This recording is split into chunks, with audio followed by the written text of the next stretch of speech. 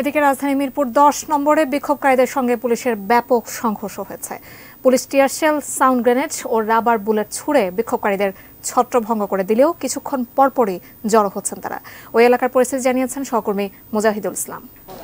আজ দুপুর থেকেই কিন্তু থেমে থেমে মিরপুর 10-এ কিন্তু সংঘর্ষ চলছে এবং আমরা দেখতে পাচ্ছি যে পুলিশ এবং যে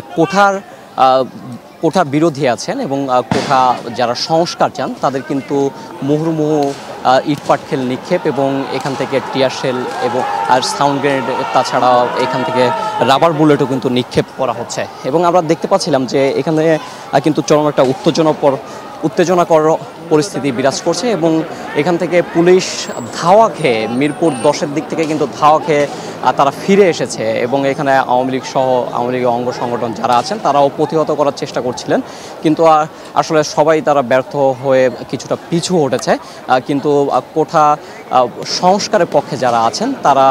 কিন্তু এখনও পর্যন্ত ইটপাটকেল নিক্ষেপ করে যাচ্ছেন এবং তারা সবসময় সামনের দিকে এগিয়ে আসছেন এবং এই দিক থেকে পুলিশের প্রতিরোধ গড়ে তোলার চেষ্টা করা হয়েছে, কিন্তু আসলে পুলিশ কিছুটা ব্যর্থ হয়ে কিন্তু ফিরে এসেছেন। আমরা দেখতে পাচ্ছিলাম যে যারা কোঠা সংস্কারের পক্ষে আছেন তারা মুহুর্মুহু ইটপাটকেল ছুড়ছিলেন এবং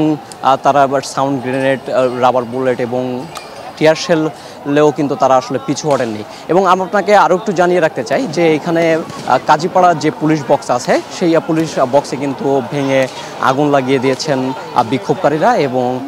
তারা রাস্তায়ও অগ্নিসংযোগ ঘটিয়েছেন। এখানে কিছু রাস্তার পাশে বাস পার্কিং করা ছিল, সেইগুলো কিন্তু তারা কিছু ভেঙে দিয়েছেন এবং তারা কিন্তু এখনো পর্যন্ত দুই দিক থেকে আন্দোলন করে যাচ্ছেন এবং তারা দুই দিক থেকেই ইটপাটকেল নিক্ষেপ করছেন। এবং আমি যদি আপনাকে একটু বলতে চাই যে এখানে পুলিশের যে সাজোয়া যান ছিল সেটিও কিন্তু আসলে ধাওয়া খেয়ে ফিরে আসতে বাধ্য হয়েছে এবং এখানে গলির ভিতরেও কিছু পুলিশরা অপেক্ষা করছেন এবং তারা ভাবছেন হয়তো পরবর্তীতে আবারও নামবেন এবং তাদেরকে প্রতিহত করার চেষ্টা করবেন। আমরা কিছুক্ষণ আগেও দেখতে পাচ্ছি যে এখানে আসলে যতই প্রতিহত করার চেষ্টা করা হোক না কেন, এখান থেকে কিন্তু যারা কোঠা সংস্কারের পক্ষে আছেন তারা কিন্তু আসলে